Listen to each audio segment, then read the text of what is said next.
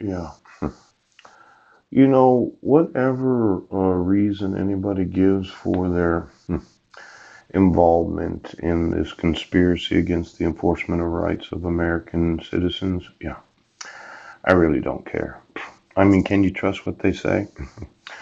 I thought about my wife and her involvement in Homeland Security, and can you really trust what a person says when they use forgeries or they motion a court for default dissolution of marriage or they don't appear in court? See, there should be some sort of criteria, yes, where you can actually trust what they say. Now, let's say you're an employee of Homeland Security, you're a Border Patrol officer, you're in the Secret Service, you're in the Coast Guard, and I decide to go through all the checks that you've written for the last 20 years and see if there's any. Well, did you have to have a dog in the Coast Guard? Because I've known a few of those in the Coast Guard that. See, they can't really write very good. Now, they've worked on this. Yes, yes, they have. But I think that there has to be some sort of letter or something that says you cannot trust the testimony of this individual because of the crimes they've committed. Now, I know that there probably is some sort of law that you can't. Well, see, the whole idea of the anonymity and the high profitability of the counterfeit checks and debit or credit card takeovers, yes, afforded by the internet has led to a decline in check forgeries. Right? Professional criminals are operating a business, and like perceptive business owners, yes, they're going to focus on the activities that provide the highest yield with the lowest risk.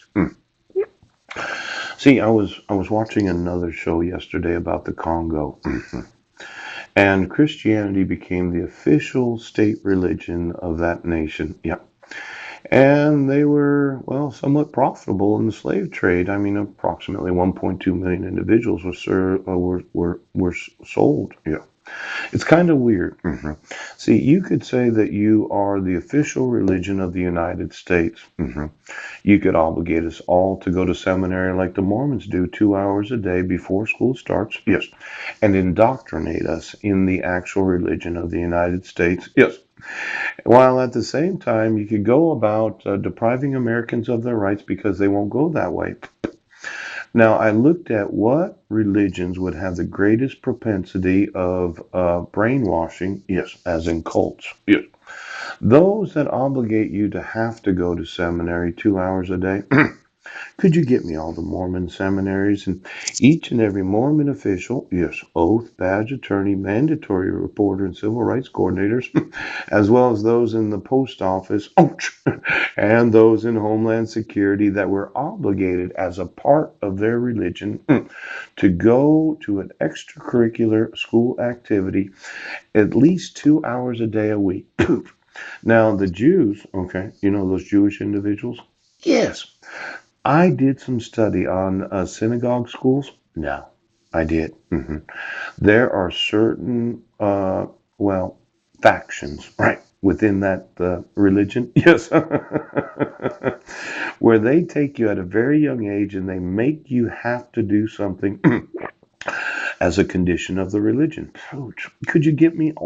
Well, I think that the whole idea of well, requiring Bible studies, yes, in schools, is something similar to the indoctrinating of the Nazi political system of 1936.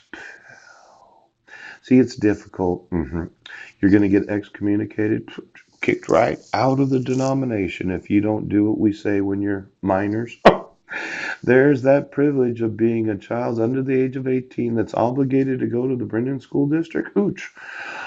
Because you're in the wrong grades and you've been in the wrong grades for 7.5 years.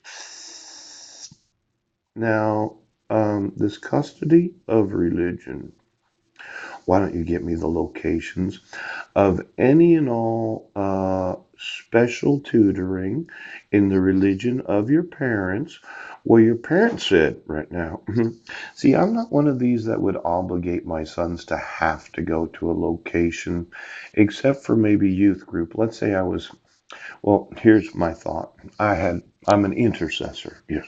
Quite often they have these prayer groups that happen on Wednesday nights at the same time as youth group, because that's usually what happens on Wednesday nights. And I thought, well, maybe Maryland could take the kids to youth group. Yes, now whatever city that we're residing in.